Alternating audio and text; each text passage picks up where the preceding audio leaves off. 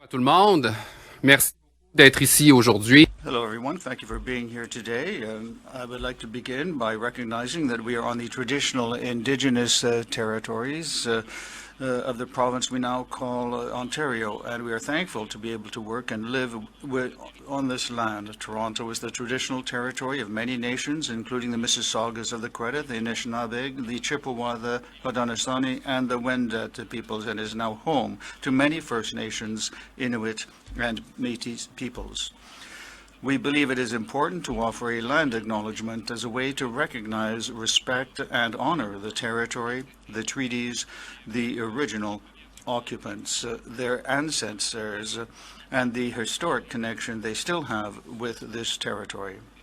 Thank you. As you know, on December 4, Ontario Ombudsman Paul Dubé announced he had appointed me as the permanent French Language Services Commissioner. Since I started in this position, first as interim and now permanently, I wanted to be accessible, proactive, and hands-on to continuously ensure that Franco-Ontarians can access the French language services that they are entitled to, and that the institutions of the legislature, the Government of Ontario, its agencies, and its third parties act in compliance with their obligations. Therefore, I am very proud to present this annual report, which is full of examples of how we have succeeded in promoting and protecting the French language services in Ontario. These accomplishments were made possible through the dedicated work of the French Language Services Unit and with the steadfast support of the Ombudsman and the entire office. Since March 2023, I have prioritized meeting with Franco-Ontarians to raise awareness of our services and listen to their concerns. I met with more than 60 organizations and hundreds of Francophones. The report contains a summary of these meetings. I would like to make the French Language Services Act, or put it in perspective. The Act is the foundation of a social project. Ontario got on board in 1986 by recognizing the rights of Francophones and thereby their place in the province. In 2022, the modernization of the French Language Services Act reiterated that commitment. These are your rights, our rights, and you should exercise them. The message I wanted to send to Francophones is the same one I want to continue to send. You have the right to receive French language services from the Government of Ontario. Do not hesitate to contact me, to contact us, if you do not receive these services or if you do not have a positive experience. My call seems to have been heard. This year, we received our highest number of cases where the Ombudsman became responsible for monitoring the administration of the French Language Services Act. We received 386 cases, nearly 40% more than last year. And so I would like to speak directly to those who reached out to us this year to share their stories. Thank you. Thank you for trusting us and allowing us to help you. Thanks to you, we were able to examine important issues, bring them to the government's attention, and find solutions which will benefit a great many other Francophones. In July, I also launched an investigation into the provincial government's outdoor advertising, which we see in places like electronic panels, bus shelters, buses, and so on. This investigation will allow us to determine whether the French Language Services Act is being adhered to and to make recommendations to the government on how to improve its provision of French language services. That in turn will improve government communications with Franco-Ontarians. I'm confident that our observations and recommendations will continue to be welcome. To date, the Government of Ontario and the government agencies have accepted our recommendations in their entirety. Since 2020, we have made 30 recommendations contained in 3 annual reports and 1 investigation report on Laurentian University's cuts to French language programming during restructuring. The Government of Ontario has made great progress in implementing all of our recommendations. Among the many advances, I noted that each ministry now plans its French language service offering systematically and in a standardized way. The Ministry of Francophone Affairs encourages ministries to use the FLSC to develop performance measures. The Public Service updated the Ontario Public Service Employment Policy to require all external job announcements intended for the general public to be posted on its careers website in English and in French, with the transition starting in 2024. And the Ministry of Francophone Affairs has formulated a plan to update the list of agencies designated under the FLSA in Regulation 398/93. Some updates have already been made.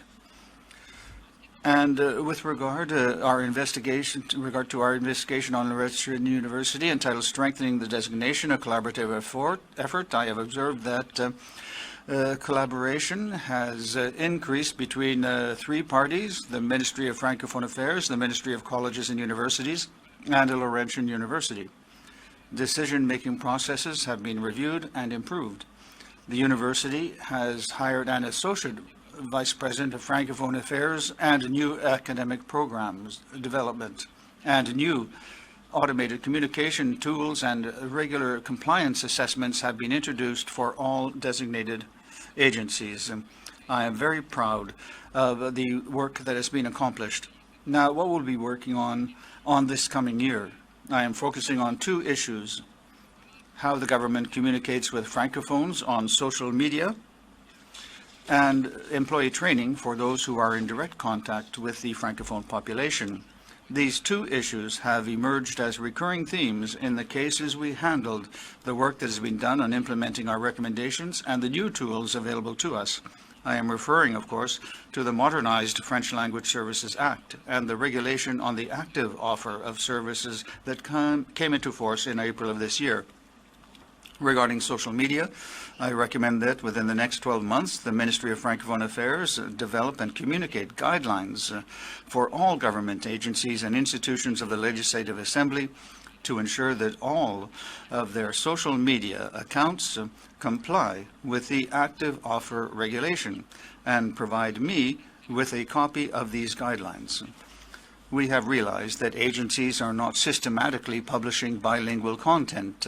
The content available in French is not always equivalent, and we have also used social media, for example, Instagram, Facebook, X, LinkedIn, and YouTube. The active offer regulation requires that communications on social media by government agencies, third parties, and institutions be equivalent to in both languages. The regulation on active offer concerning social media requires that all social media advertising be equivalent. Don't forget that this is an important source of information for people in their day-to-day lives. In my view, guidelines would educate all agencies that are subject to the Act and would require them to comply with the Act and its regulations. The other challenge I looked at was training of frontline staff. We have realized that even when service in French was available, staff members were not always aware of the policies, practices, and tools that exist for the provision of French language services. The report presents the example of a Francophone who was in a car crash in the Ottawa area. She received a bill from the Ministry of Transportation's Highway Incident Claims Unit. She called the unit and asked to speak to a bilingual employee, but was unable to receive services in French. The unit told us that the unilingual Anglophone employee who took the call was new and was not very familiar with the procedures. This was a missed opportunity. Although service was available in French, the employee's lack of knowledge led to a lack of French language services. This is an easy problem to solve. All it takes is ensuring that all employees, whether or not they speak French, whether or not they offer services in French or not, know the policies and procedures used to guide Francophones through their department. Therefore, I recommend that Treasury Board direct every government ministry and agency within its mandate to provide regular training and reminders to all frontline staff where an obligation exists to provide services in French. As part of those directions, the Treasury Board should require that these government ministries and agencies attest annually that they are compliant. that within the next 12 months, Treasury Board should provide the Commissioner with a copy of these directions and confirmation of their implementation. I'm confident that by making these changes, the government will significantly improve the French language service offering. I encourage you to read our report and learn about everything we are doing to ensure compliance with the French Language Services Act and improve the Government of Ontario's provision of French language services. Thank you. I'm now ready to take your questions. Thank you. In your report, you say that there are political files that the Commissioner does not necessarily deal with. The funding, the decision relating to funding and the organization depends on the government. The Laurentian University is designated under the French Language Services Act. It has its clear obligations, and certainly when there is a requirement, the government and the organizations that have these obligations must meet their obligations. We would hope that that will be the case in Sudbury with Laurentian, and we are continuing to intervene with the government to get the information we need to ensure that there is a plan to meet the obligations of the university with regard to French services. For now, I have not received any new information. But do you continue to deal with complaints? No. Yes, of course, we're continuing to work with those that have made complaints. We continue to work, however, with the government, with institutions, and if we have other tools that are provided, we will use them.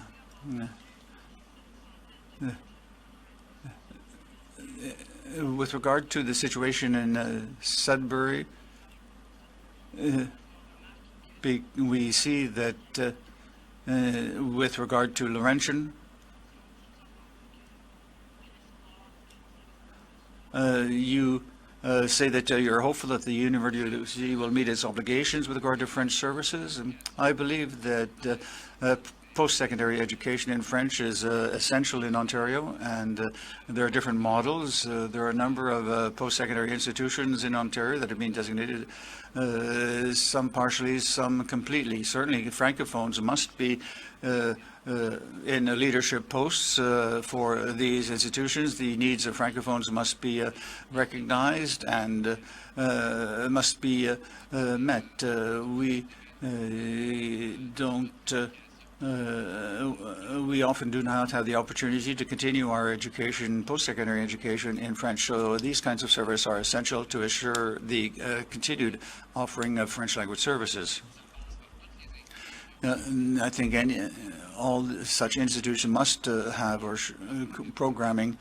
For example, Laurentian, Ottawa, Ontario French University, Hearst, York at Linden campus, and the colleges. So we want to work with all institutions to ensure that Francophone students in Ontario have access to programs from which they can, in which they can study and from which they can graduate. How do you explain the increase of 40% in complaints? I would like to think it's thanks to the work of our bureau, and since I've become commissioner, I've spent a lot of time visiting Francophones around Ontario. I've met with more than 60 organizations, whether they be spokesperson organizations or community organizations. I've attended many events to make public the work of our office, and the rights of Francophones, and the Bureau as a whole is there to help you get access to the services in French that you have a right to.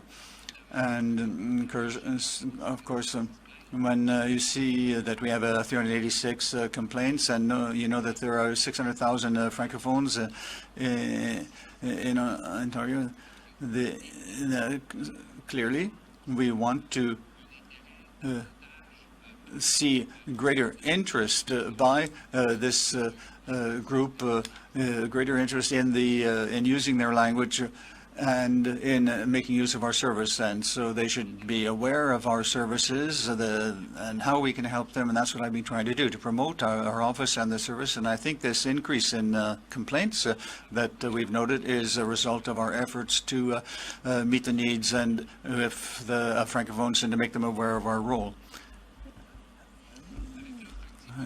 With the active offer, we've made progress. When we started to look at the Act and the implementation of the Act in 2019, we wanted to ensure that people who contacted us would find a solution that provided them with service in French. And so we've been working on this issue of active offer, and we believe that tools like active offer will be a way of ensuring that Francophones get equivalent service to the rest of the population. Now, I hope that Francophones will continue to demand that their rights are respected and that they will contact us when their rights are not respected. And this is one thing that we've seen. Then one direct measure is the active offer. Is there any average time for dealing with complaints? And when it's difficult to come up with an average. And when I speak with people, they often ask me, for me, the important thing is to get a quality result. And we have to work diligently to ensure that service is good and available in French, so that in the future Francophones will be able to get served in French. Sometimes it takes a few days, a few weeks, or sometimes a few months, and every case is different and must be treated individually. But when Francophones call us to get assistance, often they call us after this issue has been resolved to thank us for the services. And I think we want to we don't want to have Francophones think that it's the usual way of getting services in English. We don't want that. We want them to demand their right to get service in French, and we want to ensure that all services are trustworthy and confident in French.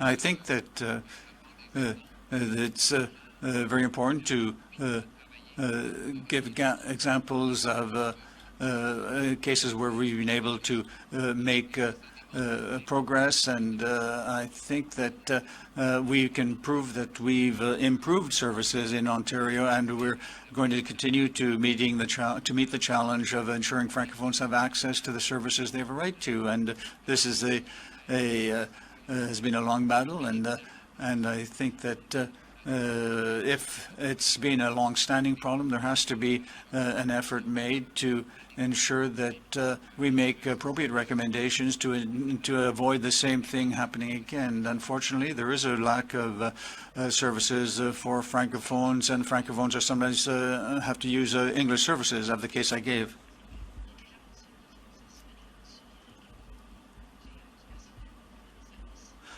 With regard to educating employees about offering services in French,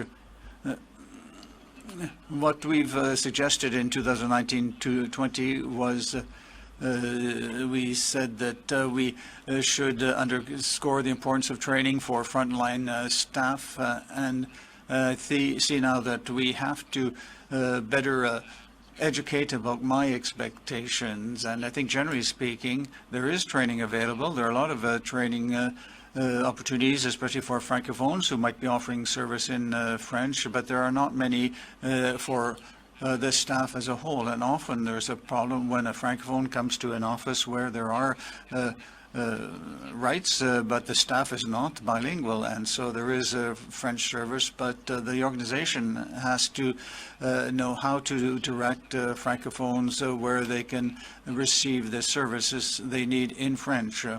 and that must be done in a much more rigorous manner than what is being done now. And I think we have to increase training for staff, and so that not only for francophones who are looking for services, but also on the part of skills and capabilities for the staff and all the organizations that have an obligation to provide services in French, so that that can be a reality. Do you think there could be some kind of punitive measures? I think I'll leave it up to the government for now to decide how to implement my recommendation, but I hope that they would accept all my recommendations, and if we have to go into this issue in greater depth or have other inquiries, perhaps we could decide what the steps to be followed will be for the coming years. So let's start by having a training plan and ensuring that staff as a whole are aware of the obligations regarding offering services in French to francophones, and then identifying problems, and then to reflect on how to make this service a quality service. So we have things like studies that we can undertake, or other tools that we could require of the government, for example, to resolve complaints, and with regard to updating the staff, and would it require more regulation? Or I think that what I can say is that the regulations, there is a lack of rigor with regard to the ability of francophones to know where they can expect to be served in French. So when we offer communication tools like a regulation approved by the government, which lists the obligations of specific organizations and services, this has been something that was in existence since the 1990s, and it's clear that there are organizations and agencies that no longer offer French services. I think that there are a number of failures with regard to the implementation of the regulations, and when we try to modify designated agencies under the law, we have to follow a process. The public has to be informed of the changes, and we have to ensure that we have everything to protect services in French, and I believe that the regulations must continue to evolve, complemented, modified, and hopefully not reduce services. But I think the important thing is to increase services offered in French, and to increase the number of organizations required to provide services in French, because right now we want francophones to have greater access to services in French. I remember that we talked about having a register or a list that people could consult, and so they would know that where they could find a service in French, so that it would be more accessible. What you're suggesting is one way of presenting information differently from the way it's done in the regulations. I would encourage the government to do that, to encourage to provide information to francophones about where they can provide services, and so that they can be aware of their rights. And I will certainly ensure that the basic information, at least, that's required in the regulations, is the subject of good governance, and we want to send a good message to francophones so that there's no confusion. Right now the regulations are confusing.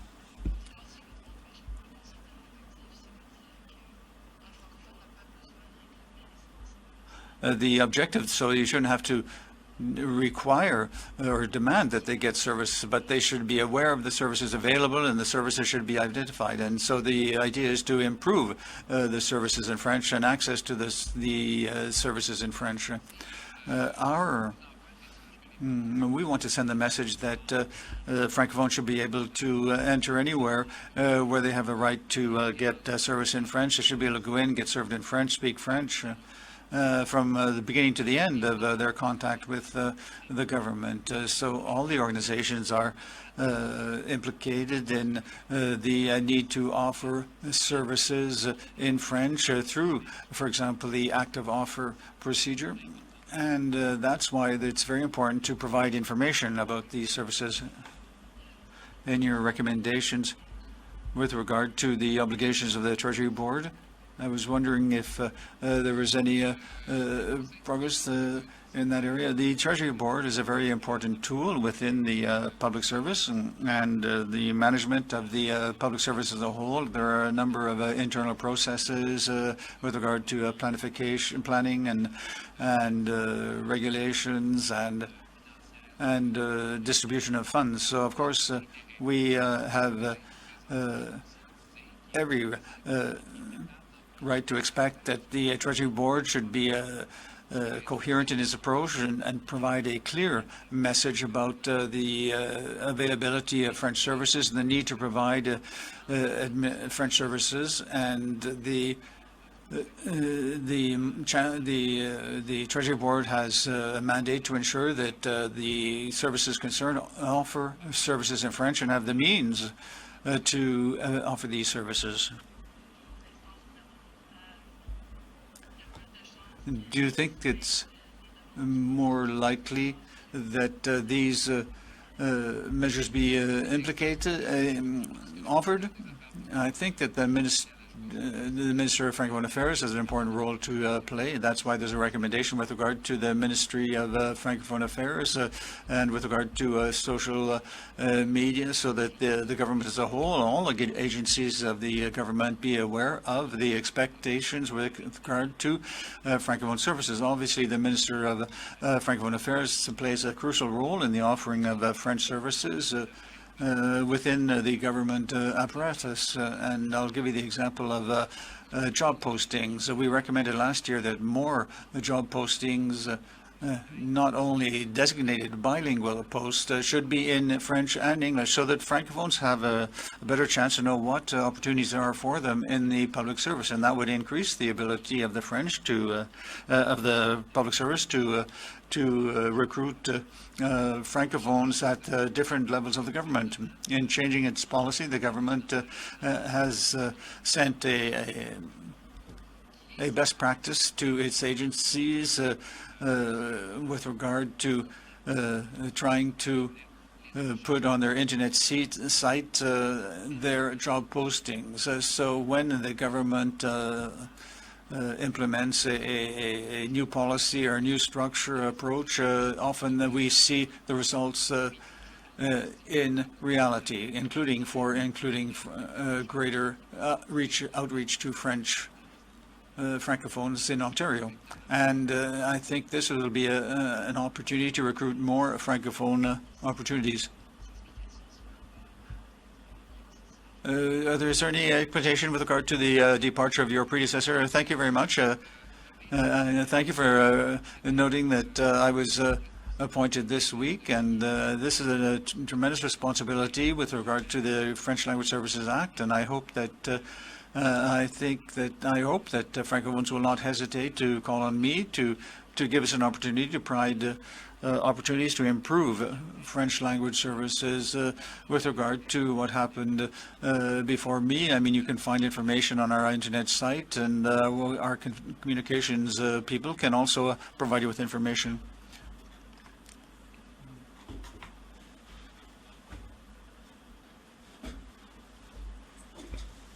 Are there any other questions? Is there anyone on the phone? Nobody on the phone? Well, thank you very much. And if there are no other questions, I would like to thank you for coming this morning, and thank you to those who are watching us on the internet. And I hope that this will help you defend your rights. Thank you very much. We have a call.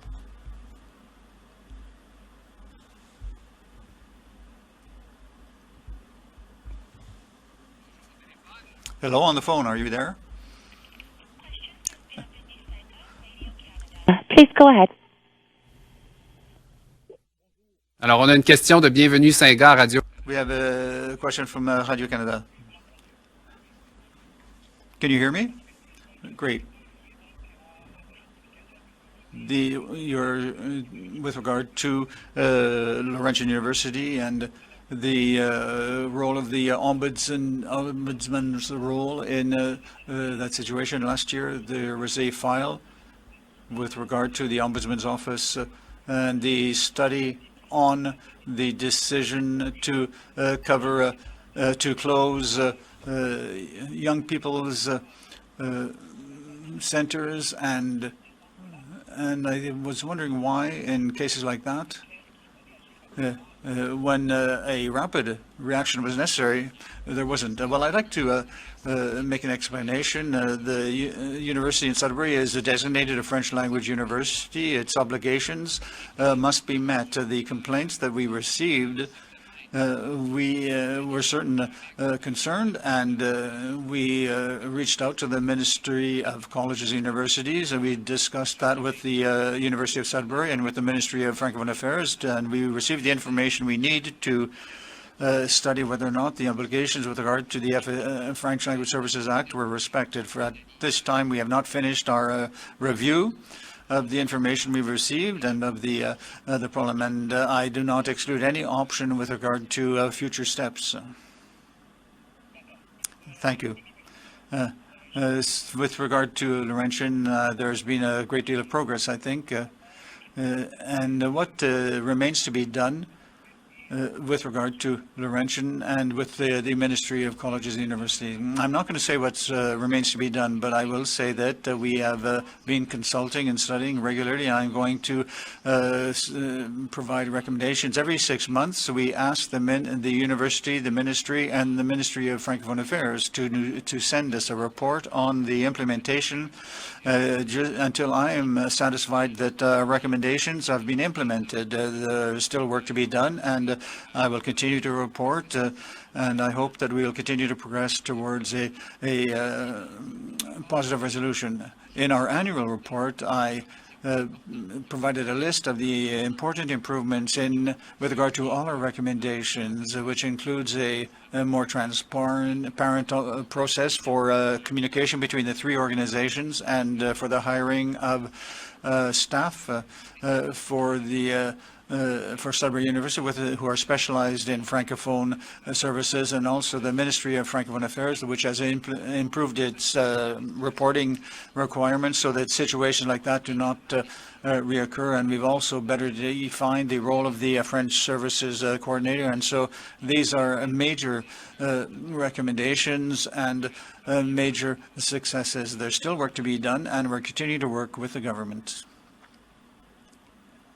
Thank you. Thank you very much. Any other questions?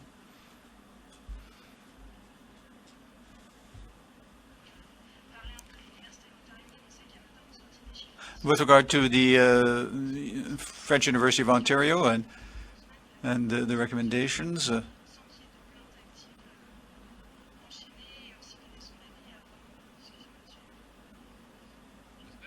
I hope that I've been clear. Post-secondary education in French in Ontario is essential. We must be able to provide programs that respond to the needs of Francophones in the market, something that's permanent and reliable.